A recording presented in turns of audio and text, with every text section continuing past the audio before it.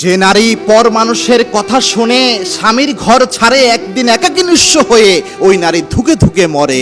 অনেক নারী এমন রয়েছে যখন তার স্বামীর সাথে গ্যাঞ্জাম লাগে আশেপাশের মানুষরা তাকে বুঝায় যে স্বামীর সংসার তুমি ছেড়ে দাও, এখান থেকে তুমি বের হয়ে যাও, তোমার অনেক ভালো জায়গায় বিয়ে হবে।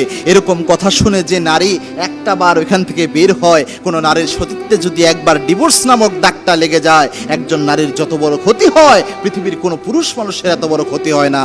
এজন্য প্রিয় বোন, অন্য মানুষের কথা শুনে কখনো স্বামীর ঘর থেকে বের হয়ে যায়েন না। যদি একটা বার ডিভোর্স নেন তাহলে বুঝতে পারবেন এই পৃথিবী কতটা নির্মম আপনার জন্য।